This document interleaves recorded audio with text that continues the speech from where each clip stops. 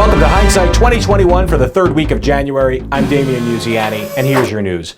Leading off, it's Inauguration Week for President-elect Joe Biden, and the big event promises to be the most well-guarded and least attended in history, merging fears of both the coronavirus pandemic and threats of civil unrest.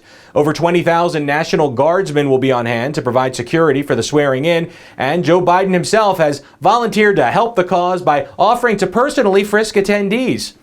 It seems like only 4 years ago when anti-Donald Trump protesters stormed the streets of D.C. on Inauguration Day in 2017, which resulted in bricks thrown at cops, vehicles lit on fire, and over 200 arrests.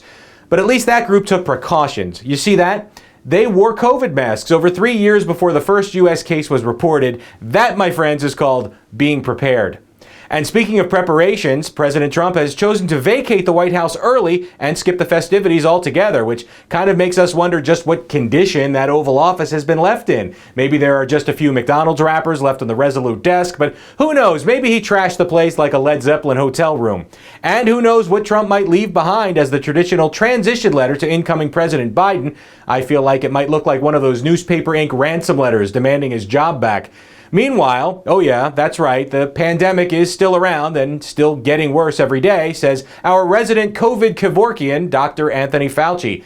The pessimistic predictor of peril told NBC that there are, and I quote, ominous new strains of the coronavirus on the way to America from Brazil and South Africa. He advised all Americans 4 keys to keeping yourself safe.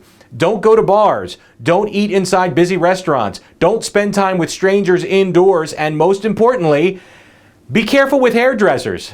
Seriously. I guess because maybe they are like a typhoid Mary with scissors or something. I don't know. Hey, if you really want to tap out in 2021, take a barber out for dinner and drinks and then bring him home for a nightcap. I mean, why wait for that ominous new strain, right? I mean, the best part of the story is Fauci said that he's telling people this because, and I quote again, he doesn't want people to panic.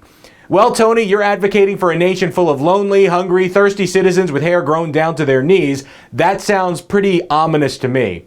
But we won't let you ruin one of the happiest days of the year. That's right, it's American icon Betty White's 99th birthday, and she's still going strong. What's it like to be 99? Well, it means that you are officially older than bubblegum, and canned beer, the trampoline, instant coffee, garages, LSD, and sliced bread.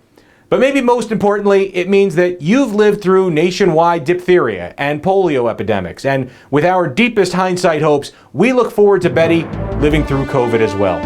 That's your news. Please like, share, and subscribe. Look for Hindsight 2021 either on YouTube or Vimeo and on Roku on the new DBNA television network. And I'll see you next week with Fresh Hindsight.